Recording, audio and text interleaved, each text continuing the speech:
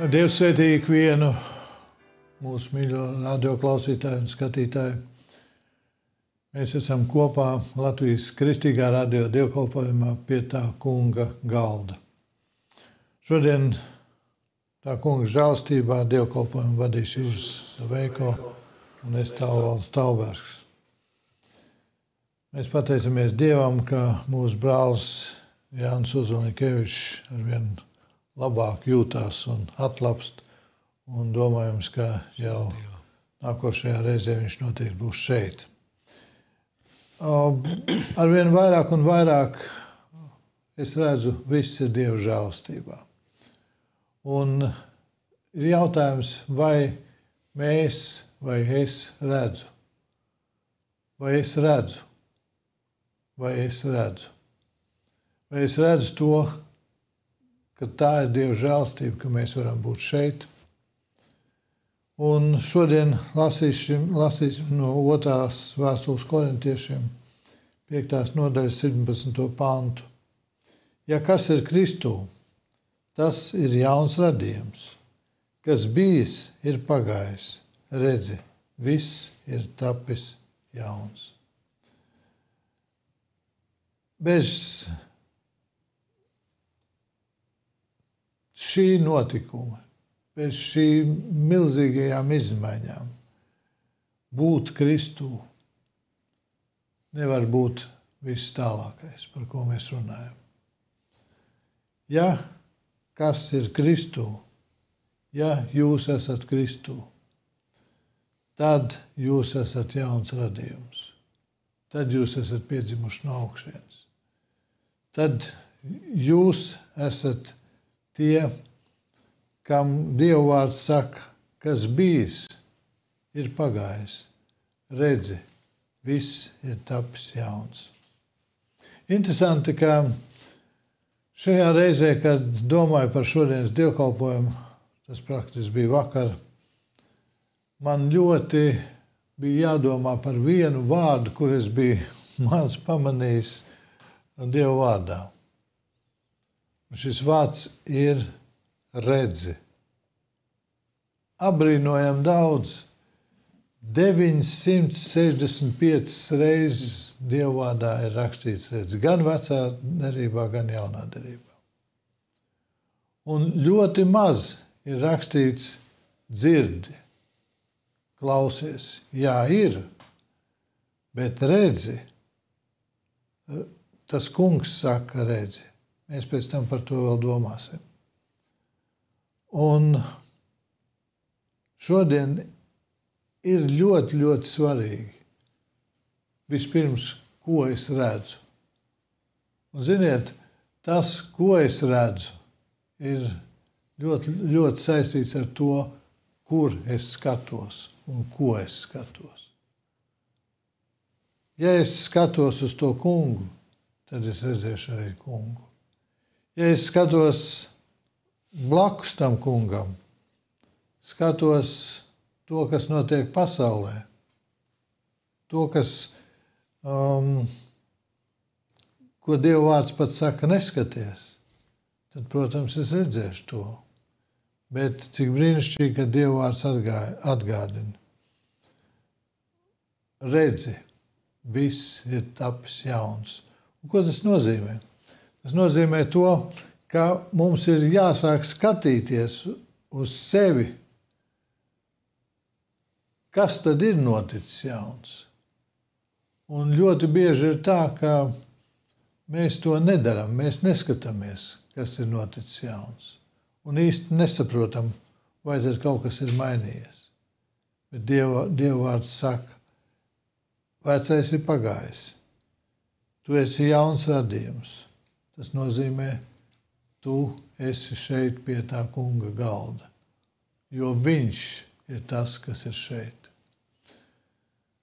Slavēsim un pateiksimies Dievam par šo žēlstību. Pielūksim Dievu. Tēvs mīļais, mēs pateicamies un slavējam Tev, ka varam būt šeit pie Tava galda. Un Dievs, paldies, ka nevis mēs sevi daram jaunus, nevis mēs mainām apstākļus, nevis mēs sakām viss, kas ir bijis, pagājis, bet tu to saki, un tu mūs izmaini. Dievs, kāda tā ir vērtība. Un šajā brīdī mēs nākam pie Tevis un lūdzam. Šķīsti mūs, piedod mūsu pārkāpumus, mūsu grēkus. Un mēs gribam būt tie, kas redzam to, ko Tu dari mūsu dzīvē. Kungs, cik tas ir ļoti svarīgi, redzēt to, ko Tu dari. Redzēt pareizi. Tēvs mīļais, palīdz mums to redzēt. Jo mēs tikai Tava gara spēkā to spējam. Tikai Tavu vārdu spēkā to spējam redzēt, kas ir patiesība. Un šodien tas ir ļoti aktuāls. Kungs, paldies Tev. Paldies. Mēs redzam, šodien Tu mums esi devis šo žēlastības dienu. Un, Kungs, mēs Tev pateicamies. Paldies Tev. Mēs slavējam un Tev godinām Jēzus Kristus vārdā. Āmen. Amen.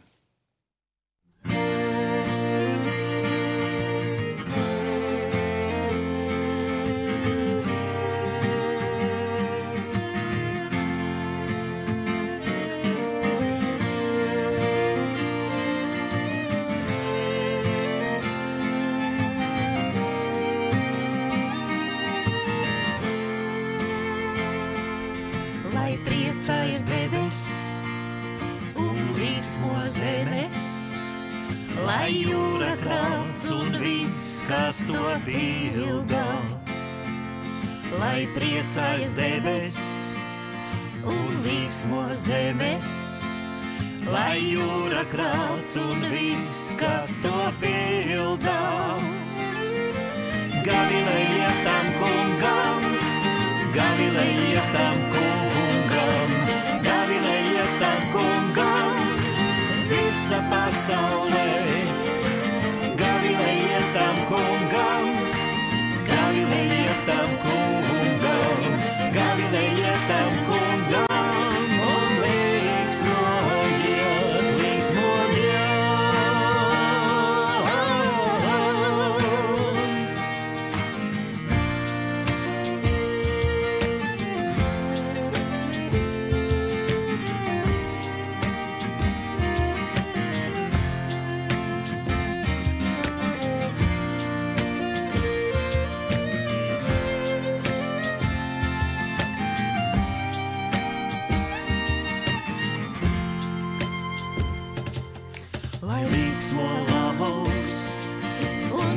Kas tur zēj un zaļo, lai gavilē visi meža koki, lai līksmo lauks un viss, kas tur zēj un zaļo, lai gavilē visi meža koki.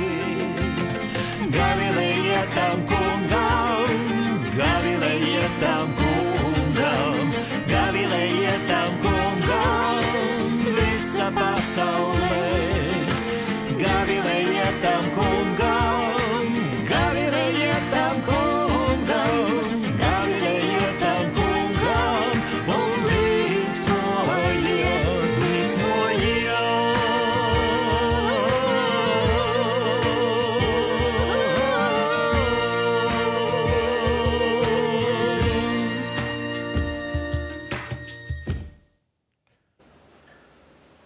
Lasīsim Dievu vārdu no Mateja evaņģēlija 24. nodaļas 45 un 51. Kurš tad ir uzticīgais un gudrais kalps, ko kungs ir iecēlis par savu saimi, tiem dod barību savā laikā? Svētīgs šis kalps, kad viņa kungs pārnākdams atradīs to tā darām. Patiesi es jums saku, viņš to iecels par visām savām mantām. Bet, ja ļaunais kalps sacīs savā sirdī, mans kungs kavējas nākt un iesāks sist savus darba biedrus un rīt un plītēt ar plītniekiem, tad šā kalpa kungs nāks tādā dienā, kad viņš to negaida. Un tādā stundā, kas viņam nav zināma. Un to satrieks un tam dos algu ar liekuļiem, tur būs raudāšana un zobu trīcēšana. Tas ir tā kunga vārds. Āmen. Amen. Un mēs tev pateicamies, Kungs, debes Tēvs, Svētais Gars, Trīsvienīgais Dievs, ka tu esi mūs žēlojis un apžēlojis, atvedis līdz šim brīdim. Un tu esi atstājis mums tavu vārdu, un tavs vārds rāda mums, kā mums jāredz, kā mums jāsaprot. Un šis vārds ir tava patiesība, dod mums saprast tavu patiesību un atbilstoši rīkoties. Āmen. Amen. Te bija viens gadījums, kas man šokēja un iepriecināja vienlaicīgi. Es klausījos vienu no tādiem pēdējiem podkastiem, tādiem vēstījumiem, ko ir tagad ierakstījis tāds vīrs kā Džons Bivers, latviski mēs varētu teikt, Jānis Bīvers, lai būtu vieglāk. Tas ir tāds kalpotājs, viņš jau ilgu laiku ir darbīgs, un tas video saucās Why did I avoid? Tad, kāpēc es izvairījos?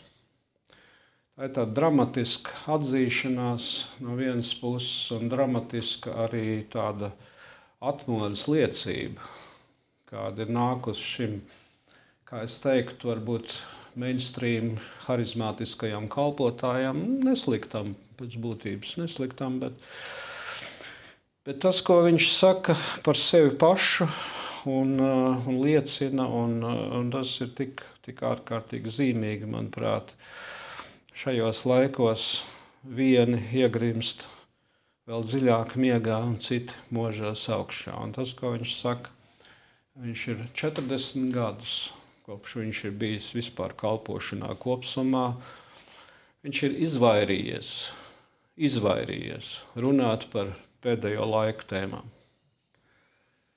Un ne tas, ka viņš būtu muļķis, bet tas, ka viņš, kā jau modernie mācītāji saprot, kādas tēmas ir ejošas un kādas rada grūtības, un šajā tēmā ir tik daudz dažādu grūtību, tik daudz zemūdens klinšu, un tur ir daudz ko grūti saprast, tur ir kaut kādas vilšanās bijušas arī par kaut kādiem nepiepildītiem pravietojumiem, tur ir izkropļojumi, kādi ir bijuši, un kur cilvēki, piemēram, ir teikuši, kad viņam pazīstami cilvēki teikuši, kad jauns pāris atsakās no bērniņa ieņemšanas, tāpēc, ka viņi tur rēķinās ar kaut kādu kunga atnākšanas datumu. Un tāpēc viņi nevarot atļauties bērnus. Ja? Un tad tas viss tā kopsumā tā ir cilvēku vedis pie tādas maldīgas pārliecības, kad vislabākā taktika ir nerunāt par to. Un tad viņš ir atmodies. Un tas ir vesels process bijis. Viņš ir atmodies, pētījis, nācis pie prāta, domājis, salīdzinājis, skatījies, un viņš ir atklājis, ka kunga atnākšanas tēma ir, ja ne pirmā, tad otrā pēc savas nozīmības rakstos. Un tad paceļās jautājums, kā viens kalpotājs, kurš ir ielikts atbildīgā amatā un kuram ir tik plaša ietekme vēl pasaules līmenī un kurš tiek izstarots, un kā tāds var atteikties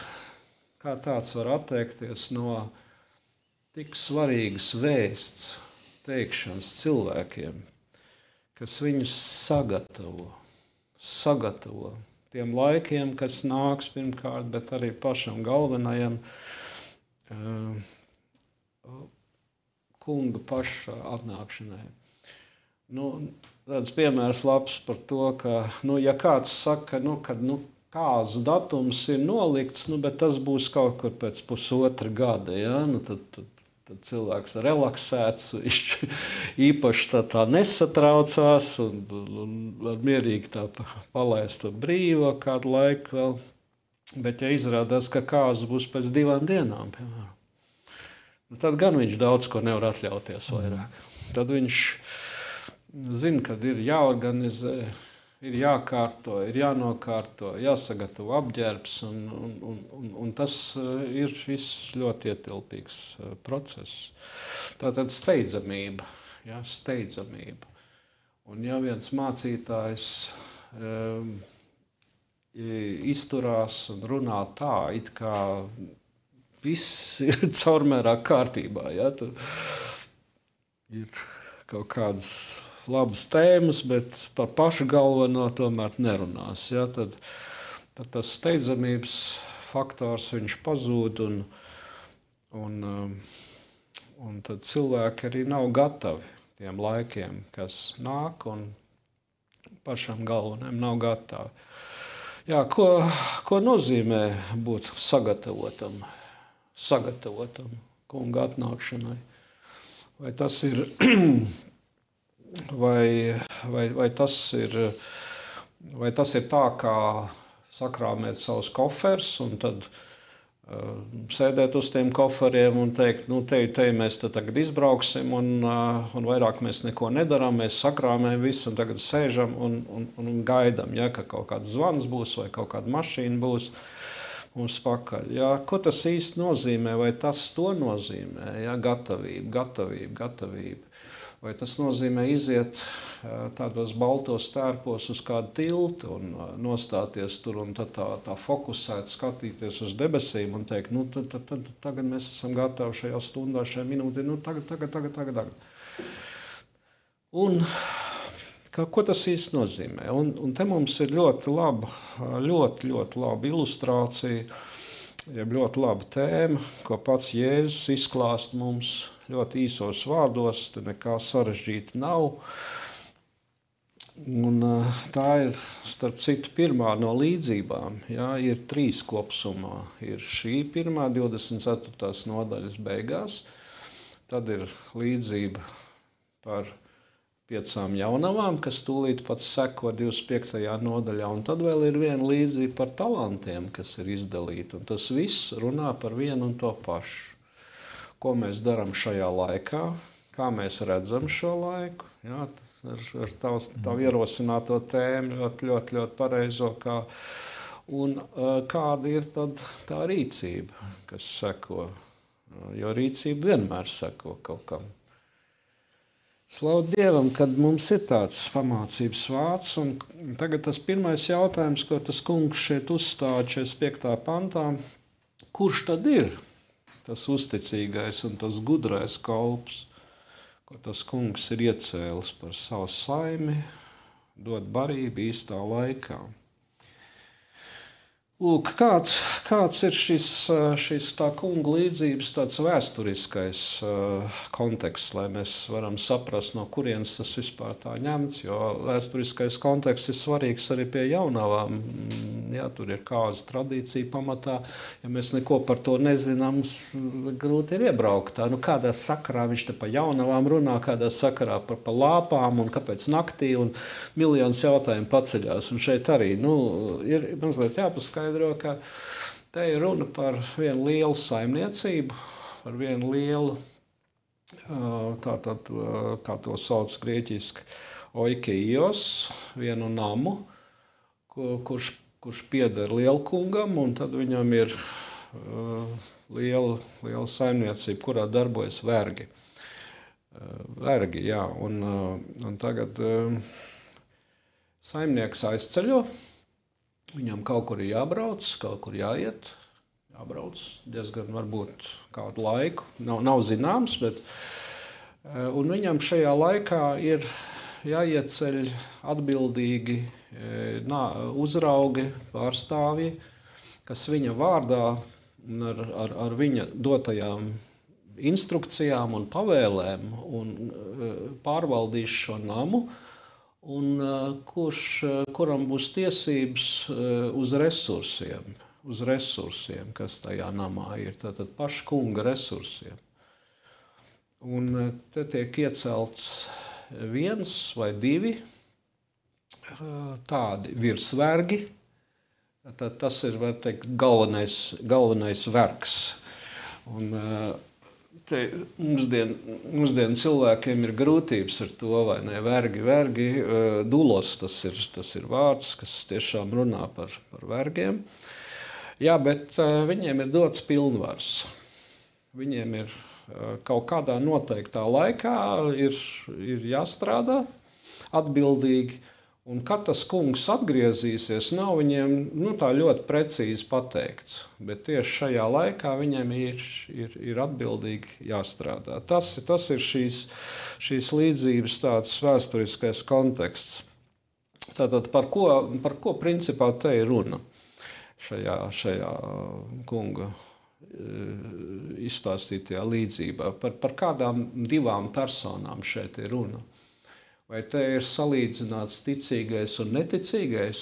Viens obligātā kārtā būs uzticīgs un labs un kārtīgs, un otrs tad izrādīsies pazudināts, aizies dziļā pazušanā pēc tam. Un tad mēs redzam, ka runa nav par ticīgo un neticīgo. Šeit ir runa par diviem atšķirīgiem kunga vergiem. Diviem kunga vergiem. Un, lai mēs varētu ļoti droši runāt par verdzību. Ja? Mūsdienās tas ir tāds grūts jautājums. Nav populāri runāt par vergiem. Ne? Mēs esam brīvi cilvēki visi un tā tālāk. Bet te mums ir svētajos rakstos ļoti labs pamats. Kas tad ir īsti vergs? Vergi ir patiesi atpestīti kristieši, patiesi atpestīti, iemantojuši glābšanu. Kamēr jūs bijāt grēka vergi, jūs neklausījāt taisnībai, bet tagad, kad jūs esat atslabināti no grēka un esat kļuvuši par Dieva kalpiem, redz, mūsu tulkojums negrib tos vergus, saka par kalpiem, vai ne? Nevar rakstīts ir par dulai, par vergiem. Jūsu iegūms ir svētapšana un tās gals mūžīga dzīvošana.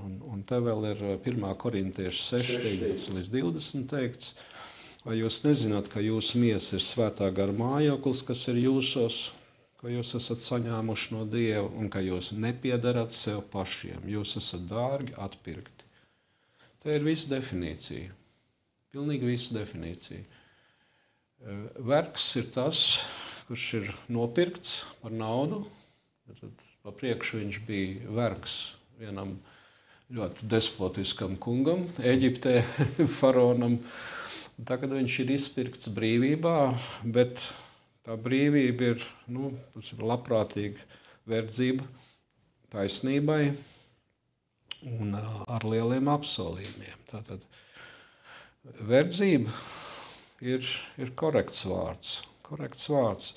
Jo jūs nepiedarat sev pašiem. Man liekas, ka to kādreiz nezina cilvēku vairāk. Ja?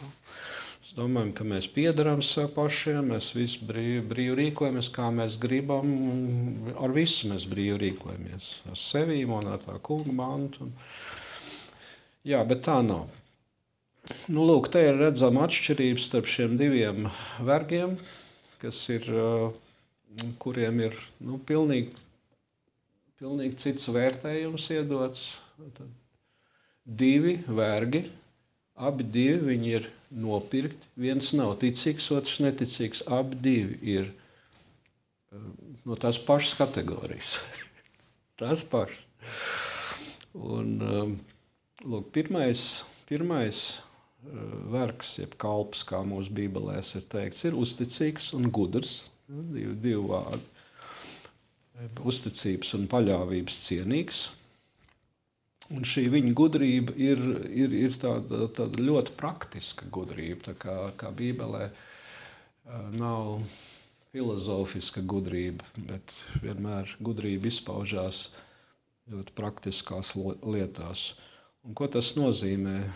Tas nozīmē, ka viņš dzīvo tā, kā tas kunga prombūtnes laikā,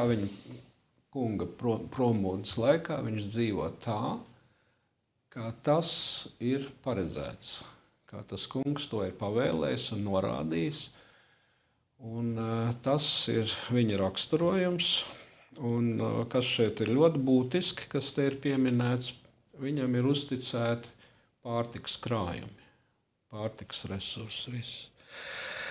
Viņš ne tikai var organizēt vergu darbu, pārējo vergu darbu, bet gādāt par visu saimi un izdalīt šo pārtiku attiecīgajos laikos, tā kā ir teikts, tā kā ir norādīts, tā kā viņš zina no tā kunga.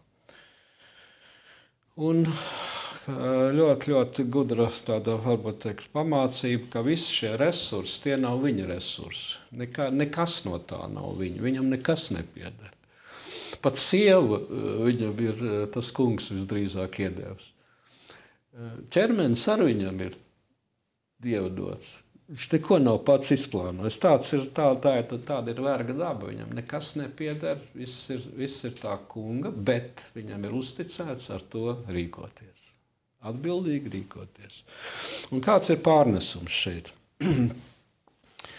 Kāds ir garīgais pārnesums un ko mēs varam mācīties no tā savā garīgajā dzīvē un ceļā? Tātad pirmkārt, te ir uzrunāti visi, jo visi kristieši, visi tā kunga vergi, viņi ir priesteri un ķēniņi, un nav neviens tāds kunga kalps, jeb vergs, kuram nav dots kaut kas citam par svētību. Pat ja tā ir viena lieta, tad tā ir dāvana, kurai klāt ir kaut kāds uzdevums un kaut kāds darbs, kas ir jāveic, ko tas kungs viņam ir uzticējis. Tāpēc šeit ir uzrunāti visi ierindas kristieši, es teiktu tā, parastie, lai gan nav parastie. Ja? Tu lasi ļoti labu rakstu vietu, kad jauna radība ir tapusi. Ja? Tātad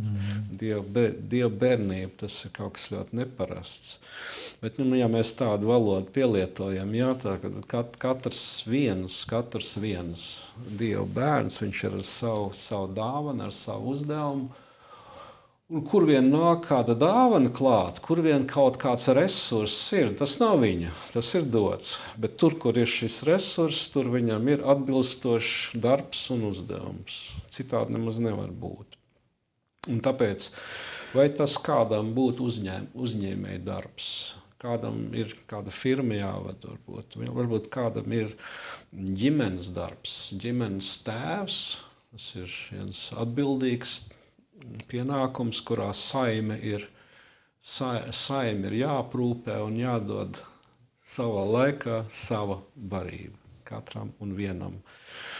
Un varbūt, ka tas ir kāds pienākums draudzē, kas ir uzticēts, un tā katram noteikti ir. Neviens nav bez pienākumiem. Un tas, kas tiek prasīts, tā ir ikdienas uzticība, ikdienas pilnīgi iesaisti tajā, ko tas kungs ir pavēlējis un kas katram ir dots un uzticēts. No otras puses, jāsaka, ka šeit ir uzrunāts arī ne tikai viens parastais, jeb ierindas kristietis, te ir runāts par kādu, kurš ir iecelts par pārvaldnieku par pārējiem. Tas mums arī ir jāņem vērā un jāsaka, ka šeit ir Dieva saime virs zemes, un Dieva saime virs zemes apzīmē par draudzi rakstos. Interesanti. Un Dievs ir iecēlis vēl kalpošanas darbam īpašas personas, kuras viņš ir iecēlis, lai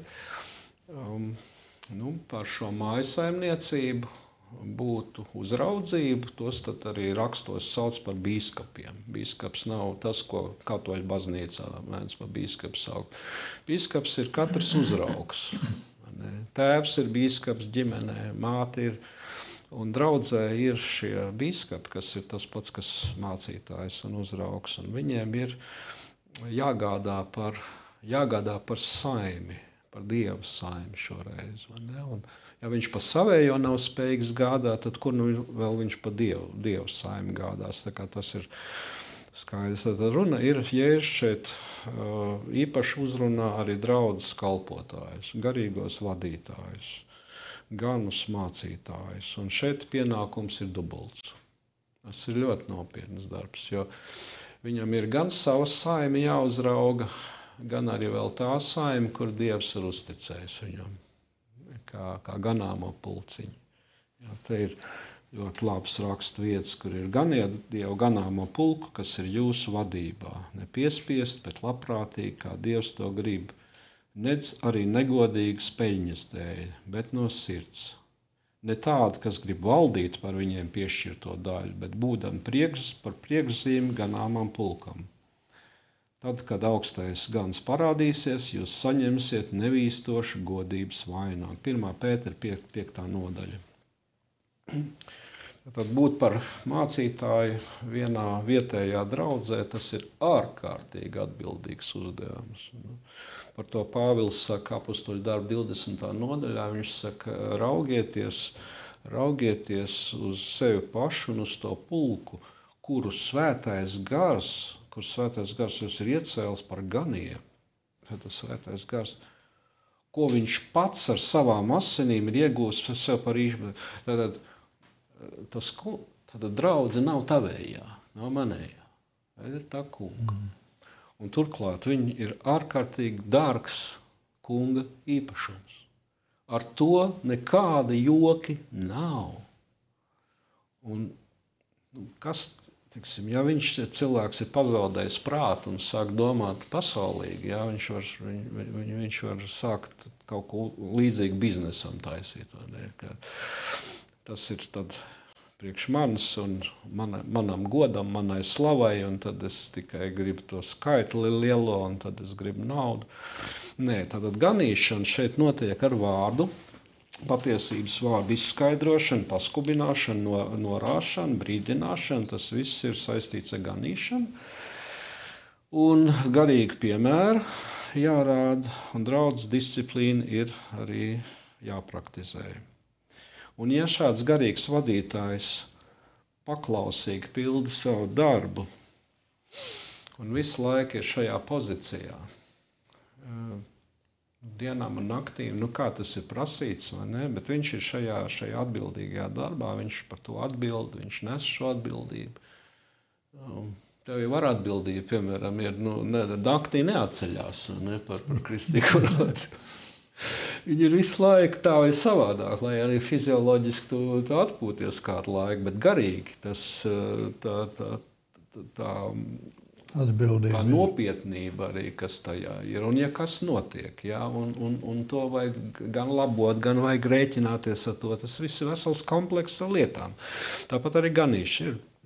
Draudzes ganīšana ir ļoti nopietna.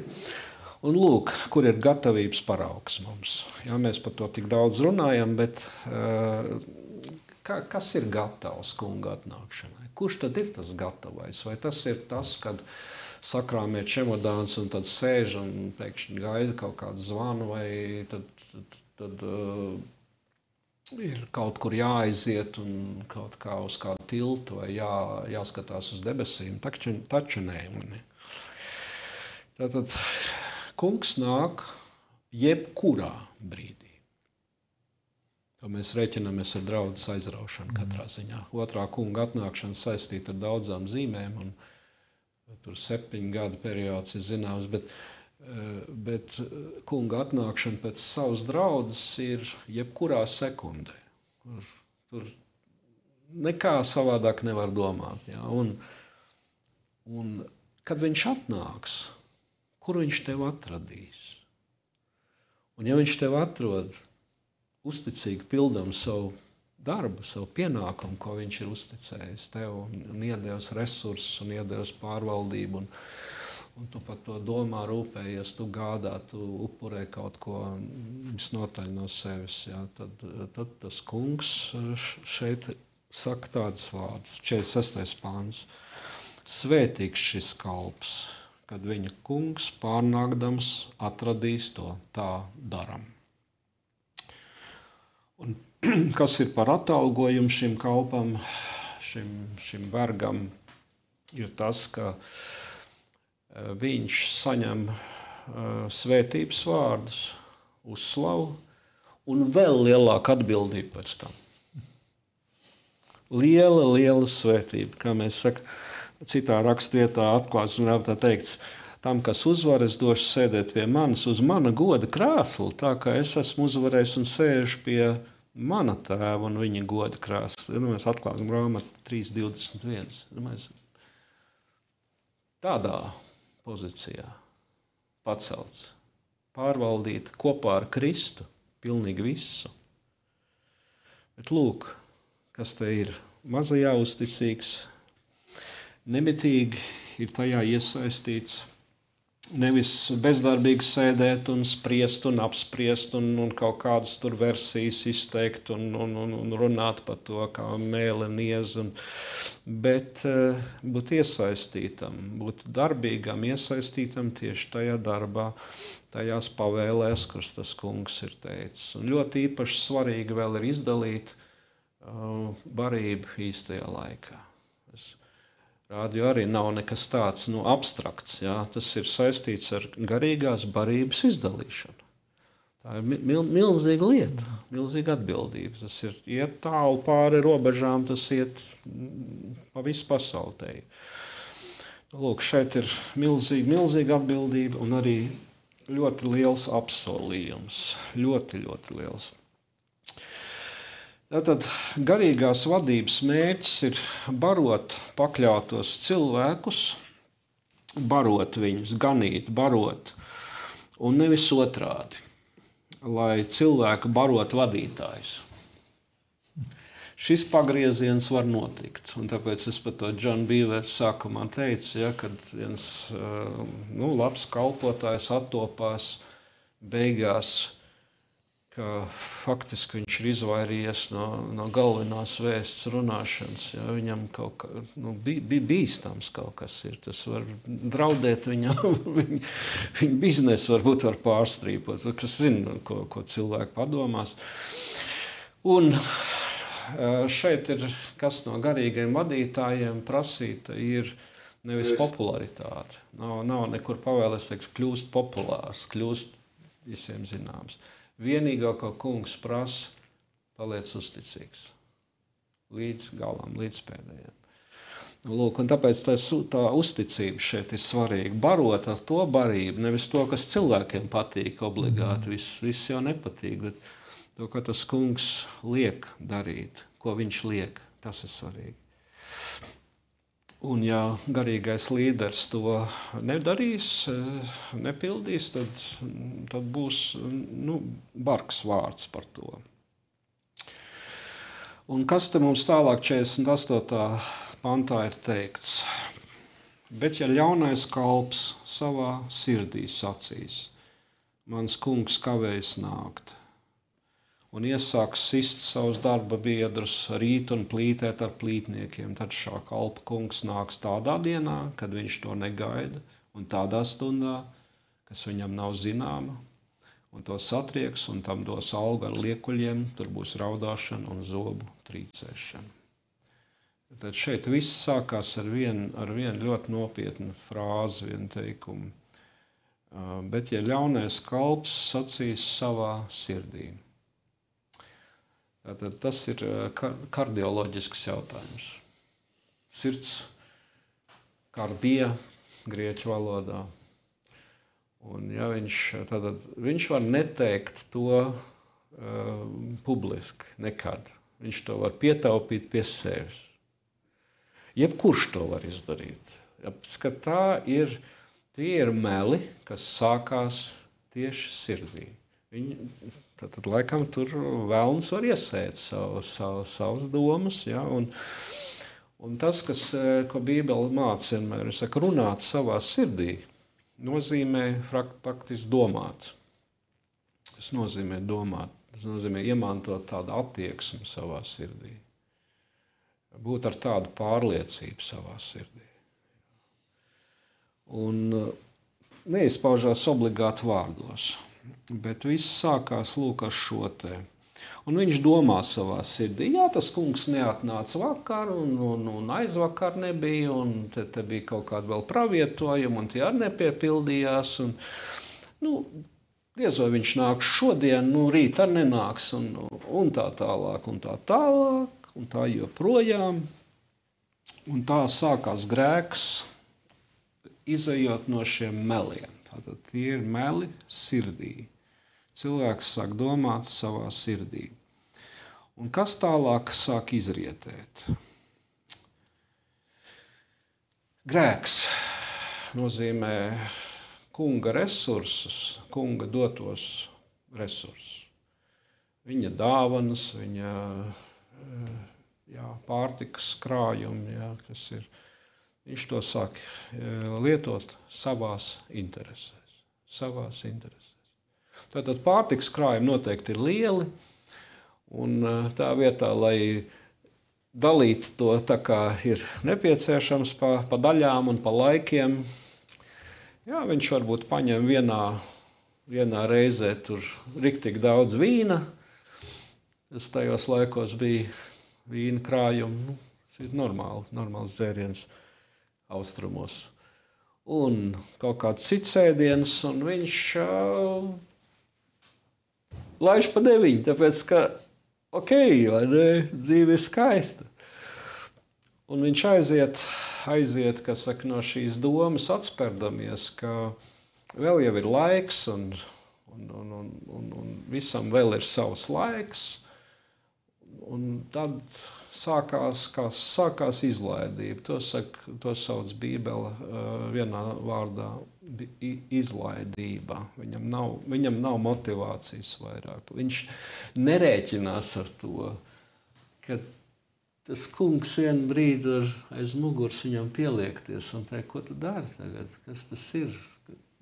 Viņš var atnākt un atrast viņu tādā stāvā. Viņš nedomā vairs par to. Un tad ir vēl tāda mācība, ko klasiskā vēsturiskā baznīca ir attīstījusi. Viņu sauc par ameliānismu, kas saka tā, mēs otrajai kunga atnākšanai ticam. Protams, ka viņi būs, tas ir skaidrs. Bet kad viņi būs? 1000 gadi, tur 2000 un vēl, tas vispār ir kaut kas tāds. Neinteresants, tas ar manu dzīvi nekādīgi nesaistās. Es ticu, ka tā būs, bet mana dzīve tagad iet tāda, kāda viņa iet. Un tas ir tātad tāls, neskaidrs, baznīcēniem nenozīmīgs jautājums. Lūk, tas paver durvis un vārtus visam iespējamam. Tiešam grēkam, daudziem citiem grēkiem, kas sāk izrietēt. Viņš jau domā savā sirdī, kad ir laiks vēl. Būs laiks varbūt arī atgriezties, būs laiks jau arī to nokārtot un tā tālāk. Tad te var būt ļoti, ļoti, ļoti lielas nepatikšanas, tā kā mēs sakam skaidrā latviešu tautas valodā ziepes te var būt riktīgas nepatikšanas. Kāds ir uzņēmis riktīgi uz krūti? Viņš ir savā prātā. Viņš ir sadzēries, teiksim. Un šajā brīdī viņš tiek atrasts. Kādā tumšā istabā viņš skatās telefonā vai datorā kaut ko, kas ir nepiedienīgs. Un viņš var būt piemeklēts šajā brīdī. Varbūt viņš tiek piemeklēts brīdī, kad viņš nepiedienīgi runā, kad viņš strīdās, ka viņš lamājās, ka viņš daudz ko tam līdzīgi vēl dara. Un tad tas kungs viņu atrod šādā vietā, viņš saka, piedod man, piedod, apžēlojies, man žēl, ka es esmu tā sadzēries tagad, ka es esmu tur tā netiklībā bijis, ka es esmu tagad laulību pārkāpis, ka es, piedod, es labošos. Nē, un tur nav tas variants vairāk, ka kādam būs izdevība to izdarīt tajā brīdī. Viss. Un Un kas tas būs? Mēs lasām šeit 51. Un to satrieks, un tam dos algu ar liekuļiem. Tur būs raudāšana un zobu trīcēšana. Glika tulkojums saka tā, un to šķels pušu, un tam dos algu ar tiem liekuļiem. Tātad dihotomeo, tas tiešām ir no grieķu valodas vārds pāršķelts. Viens gadījums, kur tas tā ir darīts Bībelē, tas ir Samuels, kad viņš pāršķēla Agagu ar zobiem, tieši tā. Un ja tagad nebūs laiks vairāk nožēlot grēkus, lūgties, būs spriedums nemainīgs un skanēs šķel pušu. Un tāpēc daudz vieglāk ir uzvarēt grēku tagad, šajā laikā, kad tas, kas varbūt mūs šķeļ uz pusēm un kas mums ir grūts, varbūt, kad Dieva vārds mūs uzrunā un kad Dieva vārds spiežās dziļi iekšā un pāršķēl smadzenes tur no kauliem un dvēseli no gara, spriež par mūsu sirds slēptajiem nolūkiem. Tagad ir tas laiks, kad mēs varam ļaut Kungam, lai viņš mūs atmasko, lai viņš parāda mums mūsu sirds motīvus, domas, viss, kādas mums ir, ar kādu motivāciju mēs kalpojam, ja, kas dominē. Ja, jo te ir, tas varbūt neatiecās uz visiem cilvēkiem, bet kas te ir ārkārtīgi nopietni, vai ne? Ecehila grāmatā 34, 2-6. Cilvēku bērns sludina pret Izraēlu ganiem, saka šiem ganiem, tā saka Dievs tas kungs, bēdas Izraēlu ganiem, kas ir ganījuši tikai paši sevi. Ganījuši paši sevi. Vai ganiem nebija avis ganīt? Jūs viņu pienu gan dzerat, ar viņu vilnu ģērbjaties, kaujat taukās, bet jūs avis neganāt. Vājās jūs nekopjat un nespēcināt, slimās nedziediniet, ievainotās nepārsieniet, izklīdušās nesadzeniet kopā, pazudušās nemeklējiet, bet ar tām rīkojieties varmācīgi un nežēlīgi. Viss tas, ko Kristus saka par šo kalpu. Viss tas pats. Tās klīda, izklīda tāpēc, ka tām nebija gana. Un izklīdušas tās kļuva plēsīgiem zvēriem par barību un pazuda. Manas avis maldās pa visiem kalniem. Ecehila grāmatā 34, 2-6. Tas ir ārkārtīgi nopietns vārds. Un tātad te ir pārmainījusies attieksme cilvēka, viņš sāk sirdī domāt, kungs nenāks drīz, tāpēc es varu iet tādā izlaidībā, es varu būt arī vardarbīgs, kur vajag, un es varu visu to izmantot sev, vai ne? Savai pārticībai, savam labumam, un te par kungu un atskaitīšanos viņu priekšā nemaz netiek domāts. Noslēgums ir tāds. Šķel to pušu un dodiet tam algu ar liekuļiem. Ar liekuļiem. Kas par liekuļiem ir teikts, mēs zinām no tā paša Mateja evaņģēlija 23. nodaļas, kur ir 8 reizes pateikts vai. Jūs farizēji, jūs rakstmācītāji, ko jūs visu, vai ne, kapi jūs esat nobalsināti. Tad dubulta dzīve. Liekulība tā ir dubulta dzīve. Un Lūkas evaņģēlijā, kas ir paralēla lieta, viņš saka, dos viņiem algu līdz ar neticīgajiem. 12. nodaļā paralēla lietā teikts, šādam kalpam būs alga kopā ar liekuļiem, respektīvi neticīgajiem. Un to, ko nozīmē zobu griešana un rīvēšana, to mēs lasām daudzās vietās, es tagad viņas neuzskaitīšu, bet tas pilnīgi skaidri Mateja evaņģēlijā 8, 12 un tālākajos, kur teikts, izstumti galējā tumsībā, patiesībā ārējā tumsībā, kur būs zobu griešana un klabināšana, degošo ceplī metīs, raudāšana un zobu trīcēšana.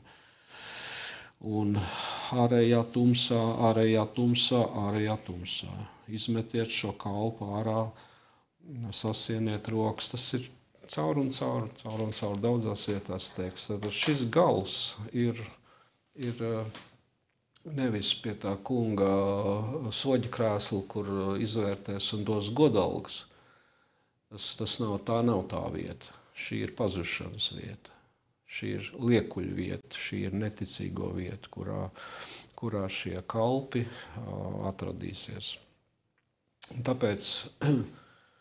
Un tāpēc vai no runa ir par ganiem, kas ganīja paši sevi, jeb te ir runa par tēviem, kas ganīja sev vairāk nekā savu ģimeni, vai te ir runa par kādiem citiem kalpotājiem, draudzē, vai arī vienkārši ierīnas kristiešiem, kuriem arī ir katram savs dāvanas un kur nav domājuši par to, ka kopā ar dāvanu nāk uzdevums.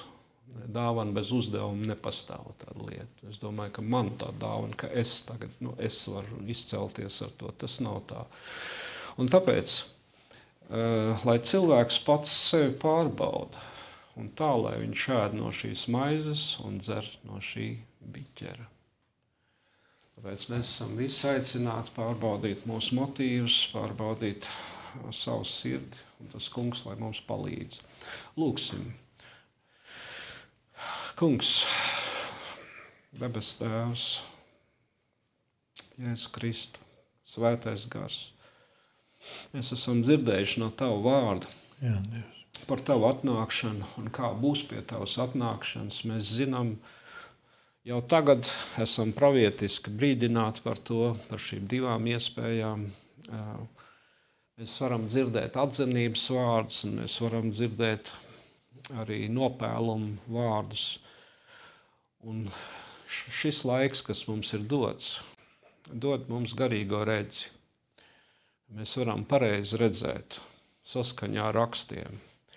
Un lai mūsu redze nesamaitājās kaut kādā melu pineklī mūsu sirdī, kur mēs sākam aizdomāties par aplamām lietām un beigās mūsu dzīve aiziet pa pieskaru. Kungs, palīdz mums un piedod mums mūsu grēkus un pārkāpumus visur tur, kur esam vieglprātīgi attiekušies pret kalpošanu, esam aizmirsuši, kur esam izlaidušies, šķīstī, kungs, un dod mums, ka varam atmosties, tāpat kā kāda kalpotāja atmožās, tāpat kā kāds dvēseles šajā laikā atmožās Tavai mūžībai, Tavai valstībai, un svētī mūs, lai velns nevar nekādas melus ieperināt mūsu sirdī. Un to mēs visi lūdzam Jēzus Kristus vārdā.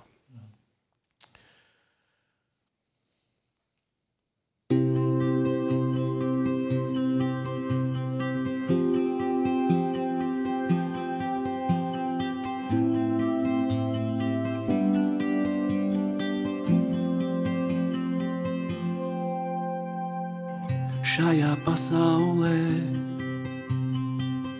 Dievu ir tik daudz, ļaudis, kam tic, pielūdz tos. Bet ticu es tam vienīgajam, tam patiesajam, dzīvajam zemojos. Jēzu, Tu mans kungs un mans Dievs, godināts Tavs svētais vārds. Tas, kurš Tevi piesaugs ik viens, pat ja mirs, tas būs dzīvs tas būs glābts. It visu viņš ir radījis, redzams, kas ir un neredzams. Tam, kurš no sirds viņu meklējis, vienīgi tam viņš ir atrodams. Jēzu, tu mans kungs un mans Dievs, godināts tavs svētais vārds. Tas, kurš tevi piesauks ik viens, pat ja mirs, tas būs dzīvs, tas būs glābts. Pat ja mirs, tas būs dzīvs, tas būs glābts.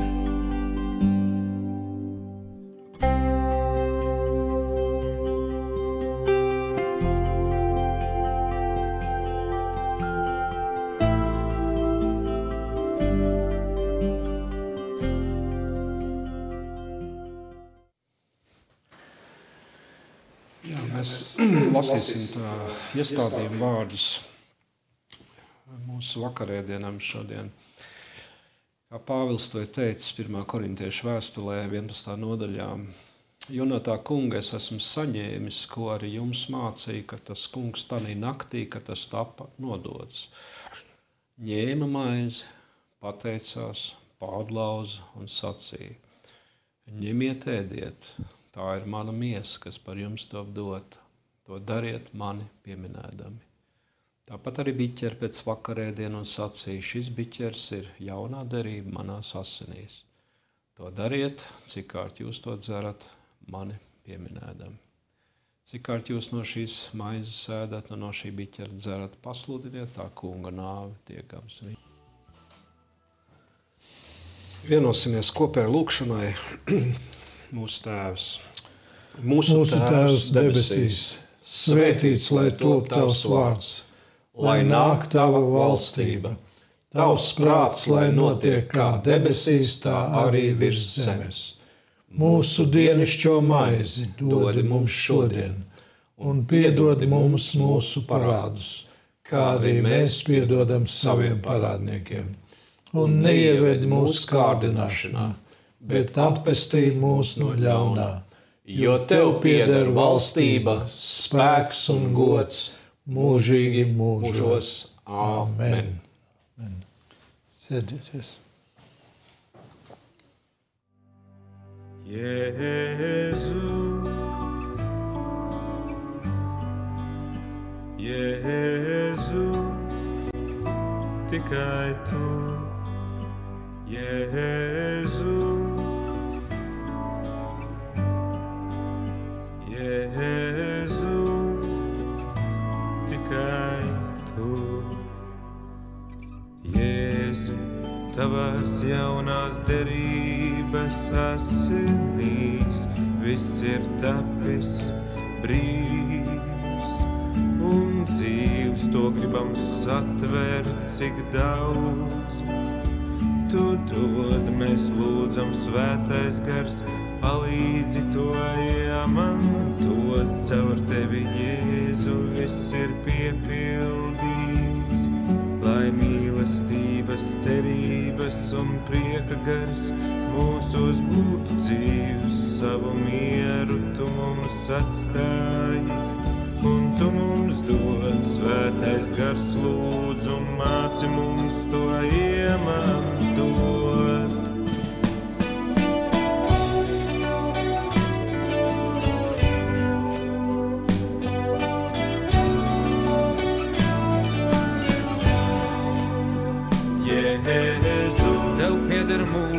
Pagātne, Jēzu, tev pieder mūsu nākotne, Jēzu, tev pieder mūsu dzīves, Jēzu, tu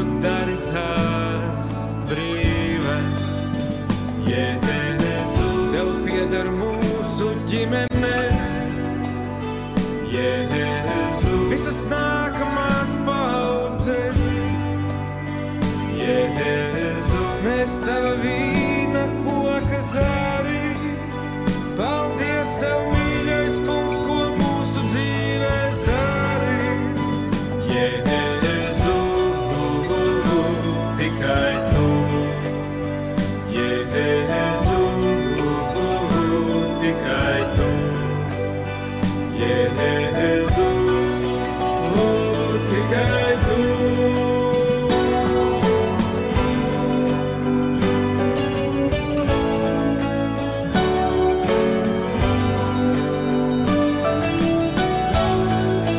Svētais gars, mīļais draudz, nāc sirdī gals, tev jau pats, Jēzu, atklāt mums sāc.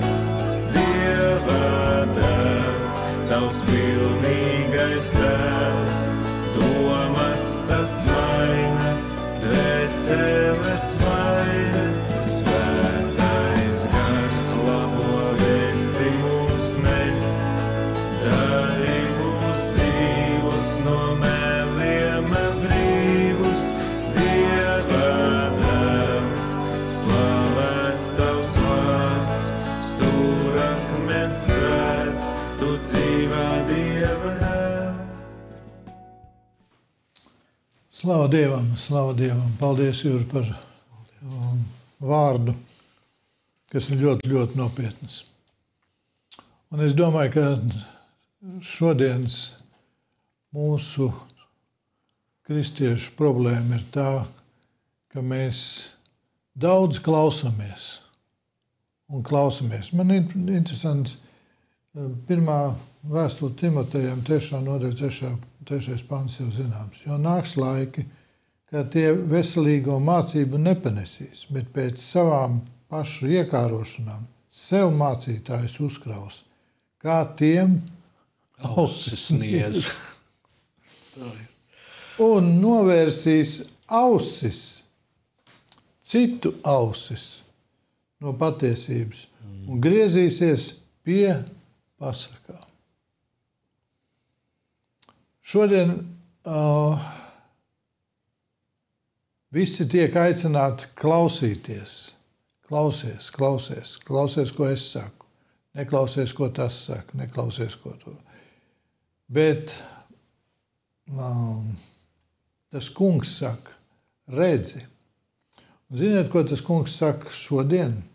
To jau viņš saka, jau teica caur Pāvela vēstuli otro vēstuli korintiešiem, 6.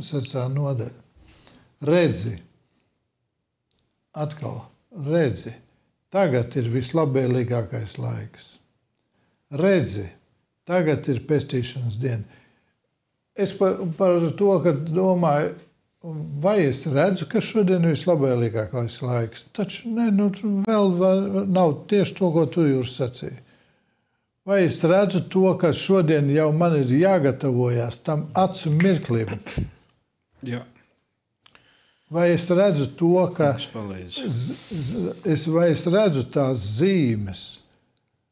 Vai es redzu, mīļie, traģisks notikums, jūs jau zinat, Amerikas Savienotajās valstīs 29. janvārī nu pat notika. Pēc apmēram 2 stundas lidojumu, kurā lidoja 60 pasažieru un 4 apkalpes locekļi. Apmēram 2 stundas viņi bija lidojuši, un tūlīt jau jānolaižās, un brīnišķīgi jau ir sasniegts galamērķis. Un lido helikopters, kuram jautā, vai jūs redzat satiksmi, jo tur lidmašīnas burtiski pēc 15 sekundēm. Un viņš atbild, jā, es redzu. Un viņš redzēja, bet redzēja iepriekšējo lidmašīnu un neredzēja to, kurā viņš ietriecās. Traģiski. Cik ļoti svarīgi mums šobrīd, mums Dieva bērniem, redzēt pareizi redzēt svētā gara gaismā. Jo, ja mēs neredzam, tad mēs ciedīsim katastrofu. To, ko Juris tu savā svētrunā sacīja, tas ir neiedomājami, ka kalpot visu mūžu, pēc tam atslābt beigās un aiziet bojā, tur, kur ir zobu trīcēšana un mūžīgā atstumtība no Dieva. Kungs, es lūdzu žēlīgs. Un redziet, mums Dieva bērniem šodien tas ir jāmācās un jāpievērš uzmanību. Kā jau sacīja, 965 reizes ir rakstīts redzi. Tas nozīmē skaties. Atklāsmes grāmata 22. nodaļa 12. pants. Redzi. Un kāpēc tāds vārds? Redzi, es nāku drīz un mana alga līdz ar mani atmaksāt ikvienam pēc viņa darbiem. To, ko tu sacīji. Taču Jēzus varēja teikt, klausies, es nāku drīz, mana alga līdz ar mani. Bet Jēzus nesaka, viņš saka, skaties, lūkojies uz to, vēro zīmes, skaties vērīgi, ļoti vērīgi. Vai patiešām tu esi jauns radījums? Skaties. Tu varbūt domā, ka tu esi jauns radījums. Tikai tāpēc, ka tu esi kādā draudzē reģistrēts. Bet vai tu esi jauns radījums? Šodien mēs esam pie tā kunga galda bijuši. Vienojušies ar Kristu. Viņa asins un viņa miesa. Kāda tā ir žēlstība pret mums. Un tad, vai to var redzēt, kad tu esi bijis pie Dieva galda? Pārējot mājās, jeb kaut vai braucot mājās. Vai to var redzēt? Ir sacīts, skatieties pēc viņa augļiem. Neko viņi runā daudz un māca, bet to, ko dara. Farizēji un rakstmācītāji arī ļoti daudz ko mācīja. Bet ko Jēzus saka? Neskatieties uz viņiem, bet skatieties uz darbiem. Ar viltus praviešiem arī tāpat. Pareizi. Cik ļoti nopietni. Tagad ir pestīšanas diena, tagad ir vislabvēlīgākais laiks. Un tas mums ir jāredz. Vai es pats cilvēks to varu izmainīt? Es domāju, nē. Tā rakstvieta, ko tu, Juri, lasīji par ganiem. Viņi bija pilnīgā pārliecībā, ka viss normāli notiek. Viņi gana, un viņi nemanīja to, kad viņi neredzēja, pareizāk sakot, neredzēja to, ka viņi gana paši sevi. Redzēja savas vajadzības tikai. Redz savas vajadzības. Un cik ļoti svarīgi ir uzmanīt un patiešām redzēt, lai mēs nenovirzamies no kursa.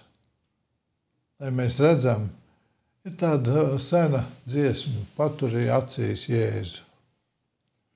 Es esmu piemirsis vēl pārējos tālāko tekstu, bet paturīja acīs Jēzu. Paturīja acīs Jēzu. Lai tas notiek šodien.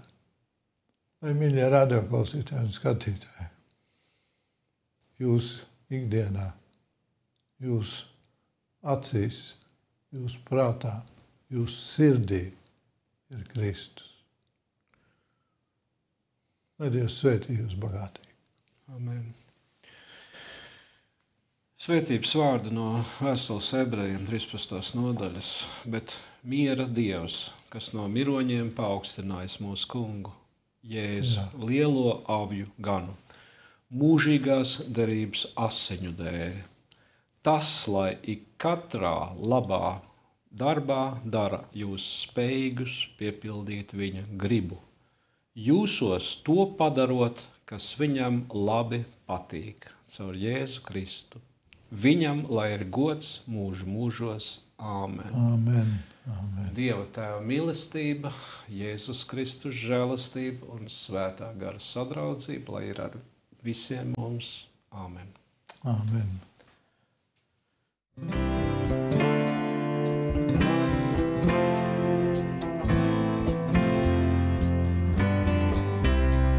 No važām brīvībā, no meliem patiesība, no nāves dzīvībā, ved mani pestītāji. No važām brīvībā, no meliem patiesība, no nāves dzīvībā, ved mani pestītāji. Es esmu brīvs, pilnīgi brīvs, es esmu tavs, mans pestītāji. Es esmu brīvs, pilnīgi brīvs, es esmu tavs, mans pestītāji. No važām brīvībā, no meliem patiesība, no nāves dzīvībā, ved mani pestītāji. No važām brīvībā, no meliem patiesība, no nāves dzīvībā, ved mani pestītāji. Es esmu brīvs, pilnīgi brīvs, es esmu tavs, mans pestītāji. Es esmu brīvs, pilnīgi brīvs, es esmu tavs, mans pestītāji. No tumsas gaisma, no naida mīlestība, no mirkļa mūžībā, ved mani pestītāji. No tumsas gaisma, no naida mīlestība, no mirkļa mūžībā, ved mani pestītāji. Es esmu brīvs, pilnīgi brīvs, es esmu tavs, mans pestītāji. Es esmu brīvs, pilnīgi brīvs, es esmu tavs, mans pestītāji. Es esmu brīvs, pilnīgi brīvs, es esmu tavs, mans pestītāji. Es esmu brīvs, pilnīgi brīvs, es esmu tavs, mans pestītāji. Es esmu brīvs, pilnīgi brīvs, es esmu tavs, mans pestītāji.